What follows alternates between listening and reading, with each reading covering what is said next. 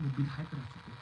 दोस्तों विशाल का कहना है एक ही पॉइंट और उनके जो चांदनी कुमारी हैं जो उनके हस्बैंड जो संतोष सिन्हा में उनका, वो मिलनसार भी इंसान है दोस्तों। यानी कि विशाल का कहना है कि जो संतोष सिंह है, जो मंजू देवी क्योंकि मैं उनको ज़्यादा क्लोज से देखते आ रहा हूँ, मतलब वो विशाल के काफी क्लोज है दोस्तों। और उनका कहना है कि उनका नेचर स्वभाव जो है जनता से मिलनशील होना चाहिए, मिलनशील है जैसा कि एक नेता को होना चाहिए अपने जनता के। सारा क्वालिटी है ऐसा विशाल को लगता है दोस्तों। आइए हम अमित से जानते हैं कि क्या दोस्तों पॉलिटिशियन का बैकग्राउंड पॉलिटिक्स होना जरूरी नहीं है जीतने। बिल्कुल तुम्हारा गाइस, ये अमित ने एक जो ये ताश हमें फेंक दिया है अपने इस बात का कि उस व्यक्ति को जीतने के लिए हर इलेक्शन मैटर तो करता है।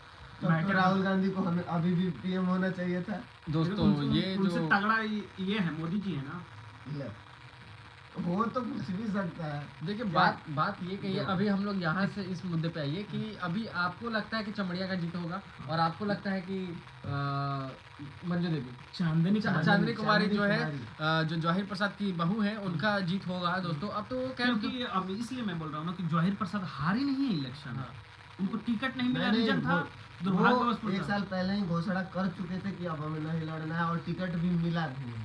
वो घोषणा कर चुके थे कि हमें नहीं। तो ये हमें लगता है कि ऐसा कुछ इंटरनली बात होगा जिसके तो देखिए इसके बारे में आप कुछ नहीं कर सकते हैं। क्या है कि जवाहिर प्रसाद का जो बैकग्राउंड है ना, वो किसी को पता नहीं चल सकता कि पॉलिटिक्स के कहाँ अंदर तक गया हुआ है।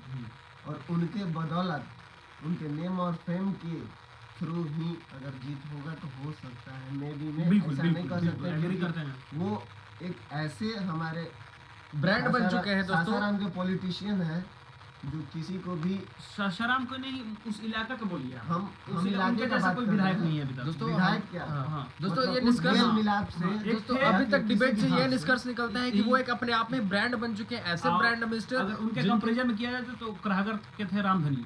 अच्छा, जो उनको टक्कर देते हैं। नहीं, टक्कर नहीं देते, वो मतलब वो अलग है, वो अलग विधानसभा है और ये अलग विधानसभा। लेकिन उनके बीच में कंपैरिजन कर सकते हो। थोड़ा सा वो हाई है वो, क्योंकि वो स्वास्थ्य मंत्री भी रह चुके हैं रामधनी सिंह। ठीक है, 6 मंथ के लिए थे। अच्छा, उसके बाद सरकार खत्म हो गया था उनका, तो वो खैर अब वो बूढ़े हो चुके हैं। वो भी अपना रिटायर हट ले चुके हैं, ये भी रिटायर हट के ना अब रिटायर मत बोलिए, वो उनको टिकट नहीं मिला इस बार। अच्छा, ये बात नहीं 2 साल। अब हम आपसे बारी बारी से ये पूछेंगे कि आप एक अपने वार्ड कमिश्नर का भी जो अभी चुनाव हो रहा है हुआ है आज, आप क्या एक्सपेक्ट करते हैं एक वार्ड कमिश्नर से? वो फर्स्टली एक्सेप्ट करते हैं रोडवे सही होना चाहिए, जो कुछ होता नहीं है। नाली वाली साफ सफाई टाइमली नहीं होता है। ठीक है। सेकंड इसमें ये भी कि जो पोल वाइज लाइट है वो सही नहीं रहता है। कभी कुछ हो गया, कभी कुछ हो गया, उस पर ध्यान नहीं दिया जाता है। कभी नहीं। और सबसे बड़ा मुद्दा कि हमारा सबसे बड़ा ये है कि जो क्या बोलते हैं उसको, जो पुराना चीज होता है, सिरसा टूम्ब है हमारे। अच्छा, ऐतिहासिक जो हिस्टोरिकल प्लेसेस हैं, जो हिस्टोरिकल प्लेसेस हैं वो प्रमोट नहीं किया जाता है। नहीं, वो हमारे घर से रास्ता उसका नहर जाता है। ठीक है। अच्छा, उसको कोई फोकस ही नहीं है दोस्तों। आप एक सबसे सासाराम की सबसे बड़ी प्रॉब्लम को आप सुन रहे हैं कि ऐतिहासिक जो सिरसा का रोजा है उसका जो पानी का निकासी है। मुद्दा ये है कि इस बार सारे वार्ड अलग हो चुके हैं, फिर से वार्ड गठित हुए हैं। अच्छा, मतलब नगर निगम इसी बार दोस्तों, इसी 2022 में सासाराम को नगर निगम का जो घोषित कर दिया गया है और सारे वार्ड जो है पहले से उसको सब चेंज हो गया है। और अब जो है एक नए सिले से नए तरीके से वार्ड का गठन करके चुनाव किया गया है इस बार। आज ही के दिन वो चुनाव हुआ है और आज के दिन हम ये वीडियो रिकॉर्ड कर रहे हैं दोस्तों। आपको ये बताना चाहिए 30 को रिजल्ट आ जाएगा दोस्तों कि कौन क्या कैसा हो रहा है। चलिए हम अमित से पूछते हैं कि आपका क्या एक्सपेक्टेशन है आप अपने वार्ड कमिश्नर से? ये तो हम पहली बार गांव से नगर निगम में डायरेक्ट आ चुके हैं, नगर परिषद में भी नहीं दोस्तों। गांव से एक बार नगर निगम में डायरेक्ट नगर निगम में। इनका गांव का नाम है मुरादाबाद और अभी नगर निगम में आ गए हैं। बहुत खुशी है इस बात का मुझे भी और आप लोगों को भी दोस्तों कि ये आ चुके हैं अब डायरेक्ट गांव से नगर निगम में। तो ये बहुत अपने आप में बहुत बड़ी बात है दोस्तों। और बहुत हाई होगी। हाँ, मतलब क्या एक्सपेक्ट करते हैं कि जैसे कि आपके गांव का डेवलपमेंट कैसा होना चाहिए, वहाँ पर स्कूल है कि नहीं है, गाँव का है कि नहीं है, मतलब कैसा रहन सहन होना चाहिए, बढ़िया होना चाहिए? फर्स्ट ऑफ ऑल वहाँ तो प्रॉपर जो रोडवे की जो समस्या है वहाँ पे ट्रैफिक बहुत हार्ड, वो तो समस्या तो हो रहा है रिंग रोड के थ्रू वो बन रहा है। रिंग रोड वार्ड का तो वो नहीं, उसमें नहीं है लाइटिंग नहीं होता है। इसके बजाय कोई इधर ठोकता है, कोई उधर। लाइट हमारे रोड पे नहीं है, दोस्तों Street अमित के light। मोहल्ले में यानी कि मुरादाबाद क्षेत्र में एक भी स्ट्रीट लाइट नहीं है। ये एक बहुत बड़ी समस्या है दोस्तों। 2022 तक आज तक वहाँ पर स्ट्रीट लाइट नहीं लगाए, जो कि एक बहुत बड़ी समस्या है। हमारे मैं पूरे गांव में 17 वार्ड होते थे। अच्छा अब मेरे पूरे पंचायत में 17 वार्ड थे। अच्छा इस बार 2 बने। अच्छा वो सारे को कंबाइन करके मर्ज कर दो दिया गया है और सिर्फ 2 वार्ड है। अब जनता यह चाहती है कि उनके क्षेत्र में विशेष कार्य किया जाए, विशेष ध्यान दिया जाए, क्योंकि जो अब स्ट्रीट लाइट की जो भी ये सुविधाएं हैं, ये सरकार बोल रही है कि सब हम स्ट्रीट लाइट, मिडिल स्कूल जो हमारे शिव नारायण सिंह यादव के गेट के पास है, उनमें बहुत ही ज़्यादा डेवलपमेंट की ज़रूरत है। अच्छा। और फिर से जो ये क्या बोलते हैं, गांव वाला जो स्वास्थ्य हाँ स्वास्थ्य केंद्र होता है दोस्तों। स्वास्थ्य केंद्र जो होता है, हाँ। उसकी हालत बद से बदतर हो चुकी है। वहाँ पे कोई भी अगर जाता है, एएनएम वगैरह आती है, लेकिन दवा भी नहीं मिल पाता है वहाँ पे। कुछ किसी भी समस्या का हल हो ही नहीं पाता। दोस्तों ये एक आम जनता की मांग है, आप इसको ध्यान से सुनिए और ध्यान से समझिए। ये एक राजनेता के लिए बहुत ही कार्यशील होगा यह वीडियो, क्योंकि उनको आम जनता की जो डिमांड है उनको ये पता चलेगी कि आम जनता क्या अपना लाइफ में वो ये कर रहा है, आपको फेस कर रहा है प्रॉब्लम, और उसके हिसाब से क्या सॉल्यूशन होना चाहिए, ये आप इस वीडियो के माध्यम से जान सकते हैं दोस्तों। और आपके क्षेत्र में जो विकास होगा, अभी तो इसी साल आया हुआ है, हम उम्मीद करते हैं कि जो भी लोग चुनाव जीतेंगे वो आपके क्षेत्र में काम करेंगे, क्योंकि उन्होंने अच्छे वादे किए हुए हैं। अब जब जानते हैं देखिए, और मेयर से हम उम्मीद करते हैं कि हर चौराहे पे पहले तो पानी का सुविधा हो। ठीक है, आप ये विशाल का एक्सपेक्टेशन है दोस्तों। आइए हम जानते हैं विशाल से कि मेयर से उनका क्या एक्सपेक्टेशन है। हाँ, हर चौराहे पर पानी का ये है, उम्मीद रखते हैं हम। ठीक है, ट्रैफिक लाइटिंग। हाँ, ट्रैफिक लाइटिंग बिल्कुल।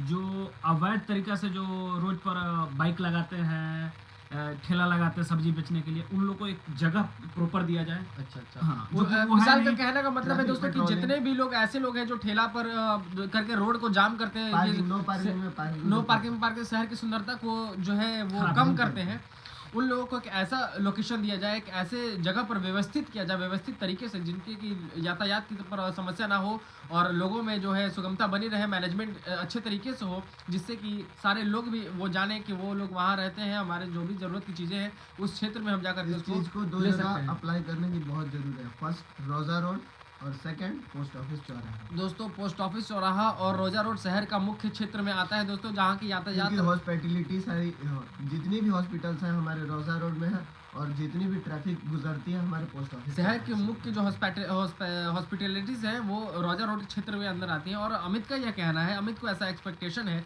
कि वहाँ पर जो जाम की जो समस्या है, उसको ट्रैफिक समस्या जो है उसको निजात किया हाँ। जाए, और क्या प्रॉपर स्पेस पार्किंग के लिए Allot अलॉट किया किया जाए। जाए। allot किया जाए। और ये दोस्तों फिश ये मार्केट के लिए, आम जनता fruit की market समस्या के है। लिए, इस vegetable समस्या market को के हमें लिए। समाधान करने के बहुत ही ज़्यादा ज़रूरी है दोस्तों। और क्या आप लोगों को लगता है जो ऐसा होना चाहिए 2022 में, जो पिछले समय में ना हुआ, हर आज एक तक? चौराहे पे ट्रैफिक पुलिस होनी जरूरी है। अभी ट्रैफिक लाइट भी। दोस्तों ट्रैफिक लाइट और Electric traffic traffic police, light। Electric traffic light. Okay Electric दोस्तों, traffic light। ये अमित का कहना है दोस्तों कि क्योंकि इलेक्ट्रिक किसी भी नगर निगम में विदाउट इलेक्ट्रिक ट्रैफिक लाइट और विदाउट हेलमेट ये सब चेकिंग अनिवार्य नहीं है। हमारे रोड पे कोई भी हेलमेट लगा के तो पहले चलता नहीं है। जी जी, फर्स्ट ये एक सबसे बड़ी समस्या है दोस्तों जो अमित हमें बता रहे हैं। पार्किंग नहीं भी होता है वहाँ भी पार्क करते हैं, जहाँ पार्किंग होता है वहाँ तो पार्क करते ही हैं। कोई Okay. फाइन की सुविधा नहीं है वहाँ पे। ये सब लाने की बहुत जरूरी है, क्योंकि हमारे नगर निगम में इस चीज़ों पे ध्यान देना बहुत ही आवश्यकता है। अब एक नज़र ऐतिहासिक क्षेत्रों और जो टूरिस्ट प्लेसेस सासाराम उधर घुमाते हुए, क्या आप लोगों को लगता है कि जो हमारे सासाराम क्षेत्र में टूरिस्ट प्लेसेस है, जैसे कि जो पहाड़ है, क्या नाम है उस पहाड़ का, मांझर कुंड वगैरह, इस जो सुंदर सुंदर पहाड़ है, जो हमारे प्राकृतिक की खूबसूरती है, इस शहर को जो ब्यूटी ऑफ द नेचर मिली हुई है, उसको उभारने की जरूरत है। आप लोग को ऐसा फर्स्ट लगता ऑफ है? ऑल बिल्कुल बिल्कुल। हमें तो लगता है कि शेरशाह की जो स्पेशलिटी है हाँ, हाँ। वो लाइटिंग से, डेकोरेशन से उसको भरपूर कर देना, ताकि दोस्तों- रात में भी वो नजर आए कि हाँ। यहाँ पे कुछ है। दोस्तों अमित का कहना है कि इस जो हमारे पास जो हमारे जिस पास चीज़ के लिए अवेलेबल है, हम लोग प्रसिद्ध हैं हाँ। वो चीज़ तो हमें नजर आए। हाँ रात हो या दिन दोस्तों, हो। जो हमारे इस शहर की स्ट्रेंथ है उस पर हम लोग काम करके अपने शहर को और भी ज़्यादा जो है प्रमोट कर सकते हैं दोस्तों। In the thought of historical places के व्यू में हम ये बात कर रहे हैं। और आपको क्या लगता है जो हमारे ब्यूटी ऑफ नेचर है, पहाड़ लोग हैं, मांझर कुंड है या फिर जो धुआं कुंड है, इन लोगों को कैसे प्रमोट कर सकते हैं? क्या आपने वहाँ, अगर वहाँ पहाड़ पर गए तो आप क्या फील किए हैं, ये हमें बताइए। वहाँ पे फर्स्ट ऑफ ऑल पहाड़ पे तो रोड नहीं होती है, वो हमें भी पता है, लेकिन वहाँ के कोई भी पॉलिटिशियन या फिर कोई भी जाता है तो उन लोगों के लिए तो सुविधा है, क्या है विशेष कि सुविधा वो दी लोग- जाती है, ऐसा क्या हाँ, है? उन लोगों को तो प्रोटेक्शन वगैरह प्रोवाइड होती जी है। जी जी जी। लेकिन बाकी आम जनता के लिए कुछ कुछ दूर पे, जैसे नीचे हमें मिलते हैं दो लोग की मतलब हर एक चीज़ पूछते हैं कहाँ जा रहे हैं, क्या कर रहे हैं, मतलब रात होने के बाद नहीं जाने देते हैं। ऐसे कुछ कुछ दूर पे होने चाहिए अच्छा, ताकि आदमी को पता चले, इस रास्ते से भटक जाए कि ये इस रूट पे जाता है, डाइवर्जन इधर है, इधर जाना है। तो वो सब बताने के लिए कुछ कुछ लोगों को रखना चाहिए ताकि नेचर का भी पता चले और हर एक डेस्टिनेशन प्लेस पे दोस्तों पता चले अमित कि का इधर कहना जाना है कि सबको सुव्यवस्थित करके एक रियल मैनेजमेंट में उसको कन्वर्ट कर दिया जाए दोस्तों, ताकि आने वाले सभी लोगों को यह पता चल सके कि कौन चीज़ कहाँ पर व्यवस्थित है और कौन चीज़ कहाँ पर व्यवस्थित करने की हमें ज़रूरत है। ये अमित का कहना है। और विशाल, आप बताइए, आप क्या कहना चाहते हैं इस टॉपिक मुद्दे पर? इस मुद्दे पर कहना चाहेंगे कि पहले कि जहाँ लोग जुटते हैं जैसे पहाड़ वहाड़ पर, वहाँ पर तो पहले तो ये होना चाहिए, कूड़ेदान होना चाहिए, जो कि है नहीं। दोस्तों सबसे बड़ी समस्या जो सफाई की है, क्योंकि सफाई से ही हमें एक सुव्यवस्थित तरीके से सुंदरता मिलती है, सफाई से ही हम निरोग रह सकते हैं, इसलिए सफाई बहुत ज़रूरी है। सफाई हमारे डेली लाइफ में भी बहुत बड़ा रोल है। तो विशाल का कहना है कि जहाँ पर लोग इकट्ठा होते हैं वहाँ पर गंदगी होना नेसेसरी है, और उस नेसेसरी को निपटाने के लिए हमें वहाँ पर कूड़ादान रखना चाहिए, वहाँ पर सफाई की व्यवस्था रखना चाहिए, है ना विशाल? आप ऐसा बिल्कुल, करना चाहते हैं? तो विशाल की सरकार से यह डिमांड है कि वहाँ पर सफाई की व्यवस्था निश्चित की जाए दोस्तों। और क्या चाहते हैं आप वहाँ पर? वहाँ पर पहले तो ये जरूरी है, अब उससे हम क्या हम करें, जैसे कि सिक्योरिटी भी चाहिए। जैसे कि वहाँ पर बहुत सारे घटना देखे जाते हैं, इन द सेंस कि कपल्स घूमने चले जाएं हिल्स एरिया में, पहाड़ वहाड़ पर, तो क्या होता है, कुछ सुनने में आया था कि कुछ रेप उप का। दोस्तों ये एक बहुत ही बड़ा पॉइंट है, मुद्दा है हमारे शहर के लिए दोस्तों, कि वहाँ सेफ्टी से रिलेटेड एक बहुत बड़ा पॉइंट है कि हमें सेफ्टी चाहिए उन लोगों को जो लोग अकेले कभी कभी चले जाते हैं, और ऐसे जगहों पर हमें पुलिस की जो है बहुत सख्त ज़रूरत है दोस्तों। तो इसे आप इसको भी ध्यान दें, इस बात पर भी। अब हम बढ़ते हैं। हमें अमित क्या कह रहे हैं दोस्तों इस बात पे? रेलवे स्टेशन पे ध्यान देना चाहिए। ये 3 साल से निर्गत हो चुका है कि वहाँ पे एलिवेटर की सुविधा होगी। अच्छा, ये 3 साल से बोला जा रहा है 3 साल से उस शिलान्यास कर चुका गया है दोस्तों। हमारे छेदी पासवान जी के थ्रू। दोस्तों अमित का कहना है छेदी पासवान के थ्रू 3 साल पहले ही इलेक्ट्रॉनिक हो एलिवेटर चुका का है। शिलान्यास हो चुका जो है, कि लेकिन हमारे ये सांसद अभी हैं, तक कुछ नहीं ये सेकंड टाइम बने हैं ना सांसद हमारे। दोस्तों ये एक बहुत बड़ा ध्यान देने वाला बात है दोस्तों, इस पे हम लोग को विशेष काम करना चाहिए। हमें अगर अभी उसी के कारण पीछे वाली सीढ़ी से आनी जानी पड़ती है। ये अमित का एक बहुत बड़ा मुद्दा है जिससे दोस्तों, जिस पे हम हर लोग एक सोचना चाहिए। यात्री को बहुत परेशानियां झेलनी पड़ती है, जिसको जस्ट नहीं लाइक पता है। चैन स्नैचिंग, या दोस्तों ये चैन स्नैचिंग मोस्ट ये सब है, टॉप 1 पे है, सब चैन स्नैचिंग। और आपको शहर में और किस चीज़ की कमियां नजर आ रही हैं जिस इस वीडियो के माध्यम से हम आगे ऑटो बता स्टैंड सकें? नहीं है हमारे यहाँ, ऑटो दोस्तों स्टैंड नहीं है। सबसे बड़ी कमी इस सासाराम इतनी बड़ी क्षेत्र है, इतनी डेवलप क्षेत्र होने के बावजूद यहाँ पर ऑटो स्टैंड नहीं है, जिसका की डिमांड अमित कर रहे हैं अपने एक स्तर से कि हमें यहाँ पर एक ऑटो स्टैंड। स्पेसिफिक सब्जी मार्केट नहीं है, Specific फल सब- मार्केट नहीं है, ओके, मछली ओके। मार्केट नहीं है, कोई स्पेसिफिक जगह नहीं है इसका फिक्स। ओके, इसके ओके। वजह से बहुत ही ट्रैफिक या फिर किसी भी चीज के लिए बहुत परेशानियां झेलनी पड़ती है। दोस्तों अमित का कहना है कि वो चीज़ें जो हम अपने दैनिक यूज़ में यूज़ करते हैं, उन सभी चीज़ों के लिए एक सुव्यवस्थित मार्केट बनाया जाए और सुव्यवस्थित जगह से उनको जगह दिया जाए। उन सभी लोगों को जो हमारे दैनिक डे बाय डे के काम में वो लोग सामान जो बेच रहे हैं, वो या फिर मछली पालन से हो, या फिर मछली बेचते हो, या फिर सब्जी बेचते हो, या फिर ऑटो स्टैंड हो, इन सभी के लिए एक सुव्यवस्थित तरीका से जो है इस काम को निर्गत किया जाए दोस्तों। और क्या अमित आपकी एक्सपेक्टेशन है? अभी तो फर्स्ट टाइम मेयर चुनाव हुआ है। हाँ, अभी देखिए हम लोग मेयर करीब को अप्रोक्स नहीं देखे हैं। नगर निगम में 200 सीट है। अच्छा अच्छा हाँ, दोस्तों विशाल का कहना है कि 200 उनको सीट है, जॉब दिया जाए, 200 सीट को फिलअप किया जाए, उस 200 सीट को फिलअप किया फिलअप जाए। किया जाए। हमको अच्छा। पता है 200 सीट है, हमको जानकारी मिला है। उसको मेयर से उम्मीद करते हैं कि वो 200 सीटों को फिलअप कर दें। दोस्तों आप सोच रहे होंगे कि विशाल को इतनी गहरी नॉलेज कैसे है, यहाँ कोई स्क्रिप्टेड चल रहा है? जी नहीं दोस्तों, ये फैमिली जो इनका फैमिली है वो पॉलिटिक्स बैकग्राउंड से रिलेट करता है, इसलिए ये सब कुछ ये जो है बारीकी से बता पा रहे हैं ये दोनों लोग जो है। और बताइए विशाल कि और आपको क्या एक्सपेक्टेशन है और क्या लगता है और क्या खामियां हैं जो अभी तक हमें पूरा कर देनी चाहिए थी? यार पॉलिटिक्स में तो अभी हम लोग नहीं बता हाँ, नहीं सकते, बता क्या है कि सकते, फर्स्ट first टाइम time है। हमारी सीट ही आती ये है दोस्तों मेयर हम लोगों के लिए politics जो में। है बहुत ही एक्साइटमेंट से भरा हुआ है कि मेयर चुनाव अभी सासाराम में पहली बार हो रहा है नगर निगम क्षेत्र में, और हमें भी बहुत सारी एक्साइटमेंट है और एक्सपेक्टेशन भी है अपने मेयर से दोस्तों। तो ये अभी हमारे शहर की एक्चुअली बहुत पूरा खुशी की बात है। कम्प्लीटली हम लोग को नॉलेज नहीं है मेयर में क्या क्या होता है, क्या क्या नहीं, कौन किसके अंडर आता क्योंकि है। ये फर्स्ट टाइम की बात है कि कोई भी शहर डायरेक्ट एक ही बार वो नगर निगम में आए। ओके, तो और ये बताइए दोस्तों कि अब ये शिक्षा से रिलेटेड अब हम टॉपिक पे बात करेंगे कि शिक्षा की व्यवस्था क्या है सासाराम में, इस नगर निगम क्षेत्र में क्या व्यवस्था होनी चाहिए और क्या व्यवस्था भी है? गवर्नमेंट या प्राइवेट सेक्टर? अब दोनों पे हम लोग बात सेक्टर करेंगे। मतलब स्कूल। हाँ, पहले हम गवर्नमेंट पे बात करेंगे क्योंकि हमारी जो भी व्यवस्था होगी वो गवर्नमेंट करेंगे, प्राइवेटली हम कुछ कर नहीं सकते, और ये चुनाव भी गवर्नमेंट की तरफ से हो रहा है, तो सबसे पहले हम गवर्नमेंट के ये चुनाव मुद्दे पर गवर्नमेंट बात करना चाहेंगे। गवर्नमेंट को तो मेयर का इसमें रोल क्या है? शिक्षा पर क्यों, शिक्षा पर मेयर का कोई अधिकार नहीं है? वो फोकस नहीं कर सकता है क्या शिक्षा के फोकस ऊपर? ऑन दी है, हाँ, बट देखिए क्या कि होना चाहिए, आपका क्या एक्सपेक्टेशन है कि शिक्षा में क्या क्या बढ़ोतरी होनी चाहिए, क्या क्या जैसे अभी expectation है हमारे आपका? डीएम धर्मेंद्र कुमार ने एक वो ऑफिशियल लेटर अनाउंस किया था जी, कि जी। बच्चों को 5 बजे तक 5 बजे के बाद आप ट्यूशन नहीं पढ़ा सकते, अच्छा अच्छा, 10 बजे से पहले ट्यूशन नहीं पढ़ा जी, सकते, 10 से 4 बजे तक बच्चे जो भी बच्चे होंगे हाँ। जो गवर्नमेंट स्कूल में पढ़ने वाले होंगे उनको ओनली ऑन डेली स्कूल जानी है, अच्छा डेली स्कूलिंग होगी। ठीक है। और इस पे कुछ दिन तक बात पर अमल हुआ था, लेकिन जैसे उसके बाद गोरक्षनी सब खत्म हो और गया। ये बस फिलहाल 1 महीने चला होगा इस बात पे, 1 महीने नहीं चला होगा, एक महीने 15-20 दिन लगभग- चला होगा, लगभग। उसके बाद फिर वही स्टार्ट। वही स्टार्टअप अगर हम लोग देख लें तो प्राइमरी स्कूल में जो पढ़ने के काबिल मतलब पढ़ाने के जो गार्जियन काबिल नहीं है, जो गवर्नमेंट स्कूल में जा रहे हैं, जी जी जी, उससे स्कूलिंग की व्यवस्था बहुत बढ़िया हो सकती है। अच्छा ताकि ट्यूशन की वजह से लड़के सोचते हैं कि स्कूल जाने से अच्छा पढ़ाई तो होता तो नहीं फर्स्टली है, टीचर को उससे एक्टिव रहना चाहिए। अच्छा अच्छा अच्छा। पढ़ाई तो होता नहीं है, स्कूल जाने से अच्छा है कि हम ट्यूशन पकड़ लें, 2-3 दोस्तों ट्यूशन हमारे कर लें। दोनों गेस्ट का ये कहना है कि व्यवस्था तो बनाई जा रही है लेकिन उस पर अमल नहीं किया जा रहा है। तो दोस्तों व्यवस्था को बनाने के साथ साथ उस पर अमल करना बहुत ही ज़रूरी है, क्योंकि नियम बनाने से नहीं, नियम का पालन करने से होता है। तो हम आपको ये सजेस्ट करेंगे कि नियम बनाएं और उसका पालन भी उसी रूप से करें और सतत प्रवाह की तरह करें, ताकि उससे आने वाले समय में जो भी हमें बेनिफिट्स होने वाले हैं वो मिले हमें, है ना। और शिक्षा के बाद अब स्वास्थ्य पे आते हैं हम लोग कि स्वास्थ्य की व्यवस्था क्या है सासाराम में? अभी तो फिलहाल जो देखिए कि हमारे जो गवर्नमेंट हॉस्पिटल है जी जी, वहाँ पे तो फैसिलिटी अवेलेबल है। अवेलेबल 1 अच्छा। ईयर से बहुत ही फास्ट हो चुके हैं, बहुत रैपिड ग्रोथ। मैं ये- मतलब कि इससे मैं मेरे खुश हूँ। रिलेटिव ये एक्सीडेंट किए थे कुछ दिन पहले, जी जी जी।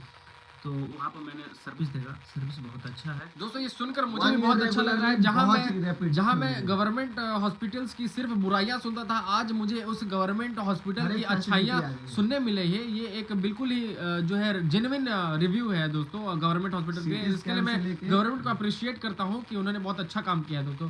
स्वास्थ्य में क्या बोल सिटी स्कैन से लेके ब्लड बैंक तक रेगुलरली मिलता है, ओके, वहाँ पे व्यवस्था रैपिडली हो रही है। इस बात को लेकर मैं बहुत अच्छा दोस्तों, अमित इस बात से बहुत ही खुश हैं कि उनके शहर में यह व्यवस्था की गई है दोस्तों। एक ब्लड बैंक से लेकर के सब कुछ लेकर सिटी स्कैन तक की व्यवस्था सुव्यवस्थित तरीके से बहुत अच्छे तरीके से की गई है। और स्वास्थ्य के बाद हम हट के बात करते हैं सफाई के मुद्दे पर दोस्तों। तो शहर में सफाई की क्या स्थिति है बताइए आप लोग। बहुत बुरी बहुत स्थिति, बुरा। बहुत बुरी। अब हर एक जगह मेरे को लग डस्टबिन्स रहा है हैं। कि हम 2-3 शहर घूमे हैं। अच्छा हम भी ससुराल को टॉप 1 पर रखते हैं गंदगी के मामले में। गंदगी के मामले। नहीं, ये हमारे बिहार में 300 कुछ शहरों को लिया गया था, तो उसमें भी सबसे लास्ट में आया था। सफाई के तीन मुद्दे सौ- नहीं, मैं तो इतना नहीं जानता हूँ, 364वें नंबर पे आया मैं था। तो इतना नहीं जानता मनीष हूँ। कश्यप का वीडियो देख लीजिए, दोस्तों अमित ने एक वीडियो सबसे में नीचे। ये हमें भी ये नॉलेज देते हुए ये बताया कि सासाराम की जो स्थिति है सफाई के मामले में बहुत ही नीचे स्तर पर आता है। उस पर हम कैसे निपटारा कर सकते हैं और कैसे निपटारा करेंगे, आइए इस मुद्दे पर कुछ हम आपसे बात करें। तो आप लोगों को क्या लगता है इस First मुद्दे को of हम all, कैसे निपटारा कर सकते हैं? इसमें हमारे पब्लिक की बहुत गलती है, जी क्योंकि जो चीज़ हम खरीद रहे हैं उसे हम कहाँ फेंक रहे हैं। लोगों में अवेयरनेस नहीं, सबसे बड़ी Awareness बात, सबसे बड़ी बात है अवेयरनेस नहीं है। और अवेयरनेस थोड़ा मोड़ा भी है तो लोग वहाँ पर कूड़ेदान ढूंढ रहे, कूड़ेदान कहीं नहीं, कूड़ेदान नहीं मिल रहे। अच्छा अच्छा। डस्टबिन कहीं नहीं है। दोस्तों डस्टबिन भी रखा जा रहा है, तो वहाँ के चोर और वो कुछ भी- ऐसे लोग हैं उसको नहीं, चुरा वो कर भी- बेच देते वो हैं। भी फुल है, तो कभी नगर निगम के कर्मचारियों की वजह से वो खाली नहीं हो खाली पाएंगे, भी नहीं होता, ये भी सही बात है। और कभी वहाँ पे डस्टबिन ही नहीं है, कभी पब्लिकली वो डस्टबिन इतना गंदा है कि उसमें फेंकने से अच्छा आदमी बाहर फेंक देते हैं। दोस्तों कहने का मतलब ये है, इन लोगों की बात से मुझे ये लग रहा है कि अखरोट भी उसको दिया जा रहा है जिसके मुंह में दांत ही नहीं है दोस्तों। तो कहने का मतलब ये है कि सब कूड़ादान वहाँ है जहाँ उसका यूज़ नहीं है, और जहाँ यूज़ है वहाँ पर वो कूड़ादान नहीं है दोस्तों। कहने का मतलब यही है।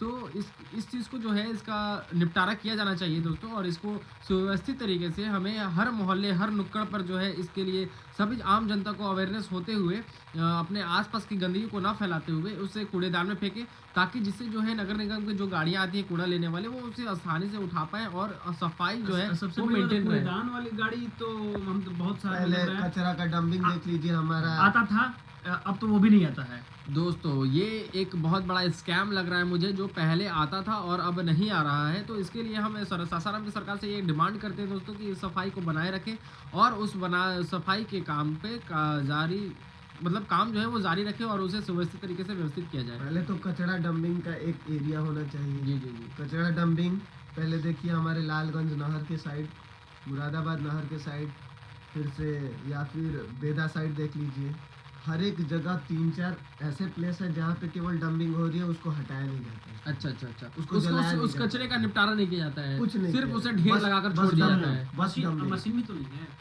दोस्तों ये केवल एक डंपिंग। बहुत बड़ी प्रॉब्लम है, क्योंकि सासाराम अब नगर डंपिंग निगम मशीन क्षेत्र नहीं बन है। चुका है, और वहाँ पर पॉपुलेशन में जो है एक अच्छे स्तर पर है। तो वहाँ पर जो है कचरा अब काफ़ी स्तर से फैल रहा है, और उस स्तर को सिर्फ हम लोग ढेर कर करके छोड़ दे रहे हैं, जिससे कि गंदगी फैल रही है, और डेंगू का डर बढ़ जाता है गंदगी से दोस्तों, और बहुत सारी बीमारियाँ उत्पन्न होने लगती हैं, आपको पनपने ये पता लगती हैं। होगा कि हमारे जनसंख्या वृद्धि के कारण ही हमारा सासाराम शहर नगर निगम घोषित हो चुका है। ये देखिए दोस्तों, सबसे बड़ा जो फैक्टर है वो पॉपुलेशन का ही फैक्टर है, और उस पर हम लोग काम नहीं करें सफाई में, तो बहुत ही हमारे लिए, जैसे कोरोना जैसे डेंजरस वायरस हमें बहुत जल्दी अटैक कर सकती है, क्योंकि हमारा जो इम्यूनिटी सिस्टम है हम पूरे पॉपुलेशन का वो कमज़ोर हो जाएगा दोस्तों। तो हमें इस मुद्दे पर काम करना बहुत ही ज़रूरी है, सफाई के मुद्दे पर, क्योंकि स्वास्थ्य है तो धन है, और धन है तो स्वास्थ्य है। हेल्थ इज़ वेल्थ आपने सुना होगा दोस्तों। आइए हम आगे बढ़ते हैं सफाई से बढ़ करके।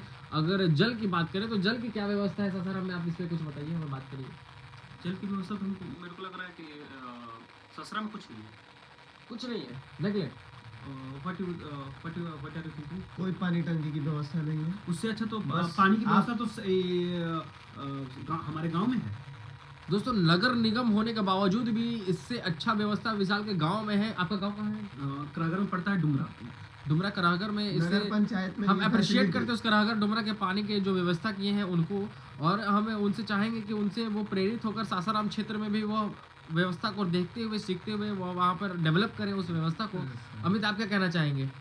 अरे इस बार की वो नगर निगम की तो मैं तो वो नहीं बोला जा सकता है कि जो नीतीश कुमार ने बोला है कि हर सब घर मिशन है, हर घर नल योजना। जी जी नल जी। योजना, जी। वो तो हम कर नहीं सकते हैं, क्योंकि जी। वो जो हर एक वार्ड में होती है, जी जी। वो हमारे सासाराम में अभी फिलहाल नगर निगम में कितने 40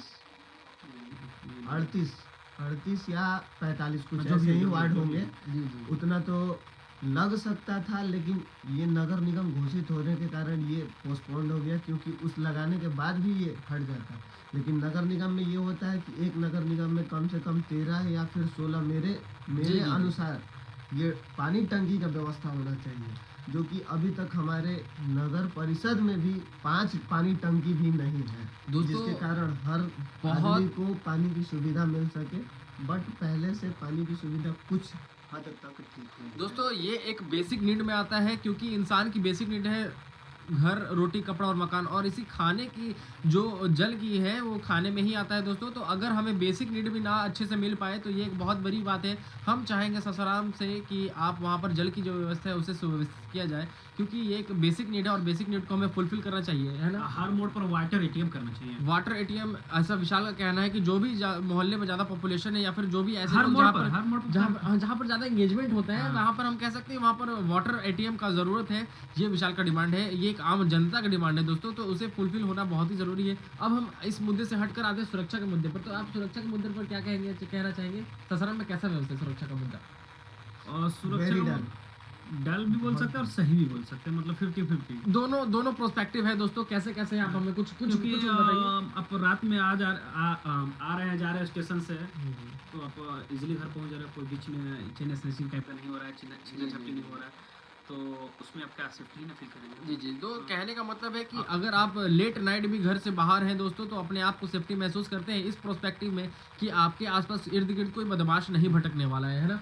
और व्यवस्था में क्या आपको कमी लगता है और जो उसे पूरा कर सके, ऐसा हमारे वीडियो में बताइए। कमी तो अभी तो नहीं नाइट करना है। पेट्रोलिंग बहुत कम हो चुकी है पहले से, जो पहले हमें बहुत मिलती थी, हर एक अच्छा, चौक अच्छा। पे, हर एक चौराहे पे मिलती थी। अब नाइट पेट्रोलिंग की व्यवस्था हमें नहीं दिख रही है। अच्छा, तो अमित को दोस्तों ऐसा लगता है कि हमें नाइट पेट्रोलिंग जो टाइमिंग है और जो क्या बोलते हैं उसका रेगुलरनेस है, उसको बढ़ाना चाहिए, जिससे कि जो भी यात्री हैं या फिर जो भी लोग हैं वो सेफ्टी फील करेंगे दोस्तों। अब सुरक्षा से हट करके हम एक मुद्दे पर और बात करना चाहेंगे कि शहर में जो भी क्राइम हो रहा है उसमें क्या क्राइम रेट पहले से डाउन हो चुकी है। अच्छा, बट क्राइम है। दोस्तों क्राइम है वो तो चलिए ठीक है, जहाँ गुड़ है वहाँ मक्खी आएगा ही, चींटी आएगा ही। क्राइम तो रेट पहले से बहुत कम है, ये बहुत अच्छी बात है और जो हमारे शहर के लिए बहुत अच्छी खुशखबरी है, बहुत अच्छी बात है। अब हम बात करना चाहेंगे दोस्तों, सफाई पे हमने बात कर लिया, शिक्षा पे बात कर लिया, सुरक्षा पे बात कर लिया। अब आपको क्या लगता है कि जो इन सबों से परे है वो कौन से ऐसे टॉपिक है जिसपे हमने कवर नहीं किया अभी तक? अल्कोहल दोस्तों, ये एक बहुत बड़ी टॉपिक है। अगर आप बिहार में रहते हैं और बिहार के आप निवासी हैं तो आपके लिए अल्कोहल एक बहुत ही मस्त टॉपिक है। तो आप क्या कहना चाहेंगे इस अल्कोहल के बारे में? होम सर्विस मिल रहा है जो कि ये सच्चाई है दोस्तों, ये एक सच्चाई है और इससे हम छिप नहीं सकते, इससे बच नहीं सकते दोस्तों। इस सच्चाई को हमें एक्सेप्ट करना पड़ेगा, तो इसके लिए हमें काम करने की ज़रूरत है दोस्तों। इस पर सरकार की ये करनी चाहिए, स्ट्रिक्टली एक्शन लेना चाहिए। ओके। और आप क्या कहना चाहेंगे अमित इस शराब पे? अल्कोहल तो बैन है, लेकिन मिल रहा है वो, अब इसका क्या ही निर्घात है। अब सरकार भी बैन कर चुकी है, मिल भी नहीं रहा है, लेकिन सबको मिल रहा है। पता ना कैसे मिल रहा है। ब्लैक अब ये तो जो यूपी का प्राइस है मान लो 100 ये तो रुपया, हमारे तो सिक्योरिटी यहाँ पर आपको ससुराल में चाहिए होम सर्विस, तो आपको 250 में इजीली अवेलेबल दोस्तों थोड़ी सी सुरक्षा को और 250 बढ़ाने की की ये व्यवस्था हमारे की सिक्योरिटी जाए। सिस्टम बताएगी, हमारे पॉलिटिशियन बताएंगे और हमारे जो मेयर होंगे, वार्ड होंगे, बताएंगे। वही ना बताएंगे कि अब आखिर में बंद होने के बाद भी कैसे होम अब डिलीवरी प्रशासन और- बताएंगे। दोस्तों सबसे बड़ी बात हम लोगों प्रशासन का हमारे जो गेस्ट है उनका ये कहना है कि जो भी पॉलिटिशियन बने हैं उन्हें अपने पावर की सही इस्तेमाल करते हुए इन सभी गलत चीज़ों को रोकने की ज़रूरत है ना। और आप क्या लगता है आपको दोस्तों कि एजुकेशन पे हम लोग बात कर चुके हैं और स्वास्थ्य पे भी हम लोग बात कर चुके हैं, तो ऐसा और कौन सा टॉपिक है जो आपको आने वाले मेयर से या फिर जो भी नगर निगम चुनाव हुआ है उनसे आप एक्सपेक्ट करते हैं? खेल का दोस्तों ये एक बहुत बड़ा मुद्दा है खेल का, क्योंकि खेल से ही जो डेवलपमेंट है शहर की, उस लोगों की। जैसे भी आपने सुना होगा जो फुटबॉल मैच था किस किस के बीच था, अर्जेंटीना और ब्राजील नहीं, फ्रांस। अर्जेंटीना और फ्रांस के बीच जो था दोस्तों, तो ये दो शहर के नाम, जो कंट्री है, ये दो देश के नाम, sorry I am very sorry, जो ये दो देश के नाम है अर्जेंटीना और फ्रांस, ये तब हमारे ज़ुबान पर है जब वहाँ से प्लेयर्स आए थे खेलने के लिए फुटबॉल मैच। तो दोस्तों वैसे ही हमारे शहर से भी हम चाहेंगे कि आप ऐसे ही खेल का व्यवस्था दी जाए, जिससे कि खेल को प्रेरित कर करके बच्चे वहाँ से निकले दोस्तों, है ना। तो क्या क्या खेल की क्या व्यवस्था है, हम आपको बता दें दोस्तों। स्टेडियम है, हाँ फजलगंज स्टेडियम, ना वहाँ पे सिक्योरिटी है, ना बढ़िया से सिक्योरिटी अवेलेबल है वहाँ पर, मुझे पता हम है। आपको बता दें वहाँ दोस्तों, पर ये खुद एक स्टेट security लेवल है। वॉलीबॉल और बैडमिंटन चैंपियन रह सिक्योरिटी चुके लेवल हैं। ये है कि तो वहाँ पर हम तीन आपको गार्ड जानते रहते हैं हैं कि आपको कि चाहिए सिक्योरिटी में। अब आपको क्या चाहिए, तीन वहाँ पर होम गार्ड रहते हैं। 3 होमगार्ड से सिक्योरिटी हाँ बिल्कुल। फुलफिल। हाँ तो कितना है लोग, कितना है आपके? हाँ 3 काफ़ी है मतलब। आपका स्टेडियम का क्या फैसिलिटी है? हाँ, ये एक तो बात हम कहना चाहेंगे कि क्या फैसिलिटी में, इन द सेंस किस सेंस में एकलव्य चलता है, उस सेंस में आप पूछ रहे हैं कि किस सेंस में पूछ रहे हैं, पब्लिकली पूछ रहे हैं, बताइए। पब्लिकली भी पूछ सकते हैं, क्योंकि पब्लिकली हमारे डीएम धर्मेंद्र कुमार भी कई बार खेलने गए, जा चुके हैं। उनके लिए एक प्रॉपर व्यवस्था होती है। यहाँ सुबह में नहीं ऐसा नहीं है, ये आप गलत बोल रहे हैं। हम लोग भी उनके साथ ऐसा नहीं खेले हैं, जो हम लोग जिस जगह पर खेलते हैं उसी जगह पर वो भी खेलते हैं। अरे तो और in the sense स्टेडियम में- थोड़ी चेंज हो जाएगा। स्टेडियम चेंज नहीं हो जाता, तब आपने क्या बोला चेंज होने का? माहौल, Cleanliness. इनका कहना है कि माहौल चेंज हो जाता है क्योंकि कोई विशेष Cleanliness, आदमी के लिए हाँ, विशेष agree, प्रकार agree. की Cleanliness जो व्यवस्था है वो बहुत दी जाती है दोस्तों। ऐसा अमित का कहना है कि विशेष प्रकार के आदमी के लिए लेकिन विशेष वहाँ पे व्यवस्था दी बहुत जाती सारी है। हाँ, विशेष- facility- हाँ, बहुत सारी extra- फैसिलिटी अभी लाना बहुत बहुत जरूरी है जरूरी है, क्योंकि हाँ। हमारे वहाँ- पॉपुलेशन जितना हो चुका है, एक ही स्टेडियम है, वहाँ पे बहुत लोग जाने एज अ वाले हैं। प्लेयर आप क्या एक्सपेक्ट करते हैं?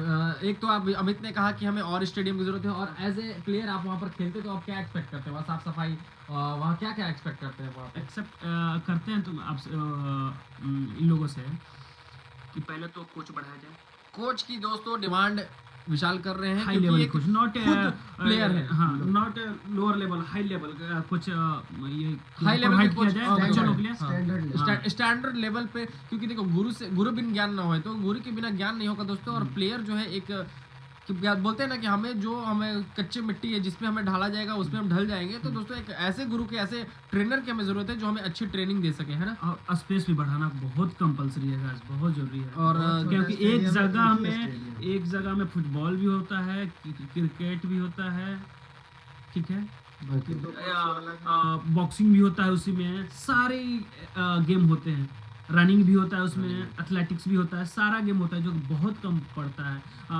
ऐसा सारे स्कूल, ऐसा सारे- ऐसा हाँ, ऐसा कभी कभी होता है कि कोई मैच होने लगा, आम पब्लिक को परेशानी होने लगता है घूमने में, टहलने में, अच्छा, गेम अच्छा, खेलने में, जो कि आम- बहुत बड़े मुद्दा है ना। बहुत बड़ी मुद्दा है कि आम लोगों को बहुत परेशानी होता है ओके। वहाँ पर। दोस्तों एक स्टेडियम होने के कारण संडे को बहुत ही ज्यादा भीड़ देखने को मिलती है। अच्छा अच्छा अच्छा दोस्तों ऐसा कहना है अमित का और विशाल का कि अभी व्यवस्था में बहुत सारी कमियां हैं स्टेडियम को खेल को लेकर के, जो हमें पूरी करनी चाहिए। ऐसा बहुत गेम है, जैसे कि कोई यहाँ पर एक्टिव नहीं, जैसे कि यहाँ पर तो एकलव्य चलता है, जी, जी। वॉलीबॉल, सॉरी वॉलीबॉल ना, बास्केटबॉल, बैडमिंटन, जी, जी। ये फुटबॉल, बस यही तीन का एकलव्य चलता है। बहुत जो हैंडबॉल का जरूरत है, आपको अच्छे अच्छे प्लेयर मिलेंगे, कबड्डी का एकलव्य की जरूरत है, वॉलीबॉल का यहाँ पर अच्छे अच्छे प्लेयर है, जो कि हाँ, फुटबॉल एकलव्य है वहाँ पर, हाँ, फुटबॉल एकलव्य है। फुटबॉल है दोस्तों, ये सब इंटरनली बात विशाल खुद जानते हैं क्योंकि वो वहाँ पर खेलते भी है दोस्तों वो personally। उनको अच्छे से नॉलेज नहीं मिलने की वजह से वो एक अच्छी जगह पर नहीं पहुँच पाते हैं। अच्छा अच्छा हाँ, उन्हें इंटरेस्ट भी दिखाना पड़ता कहने का है। मतलब है कि बच्चों के अंदर उत्साह तो है, उमंग तो है, लेकिन उन्हें वो प्लेटफॉर्म नहीं मिल पा रहा है दोस्तों। कि वो उन्हें प्लेटफॉर्म देने के लिए हम गुजारिश करते हैं कि अच्छे ट्रेनर और अच्छे डेवलपमेंट के साथ उन्हें दिया जाए ताकि उनके उत्साह और उमंग को एक अच्छी प्लेटफॉर्म मिल सके दोस्तों। अब आज के इस डिबेट को हम यहीं पर खत्म करते, समाप्त करते Thank दोस्तों। you. बहुत बहुत शुक्रिया आपको हमारे साथ बने रहने के लिए। अगले वीडियो में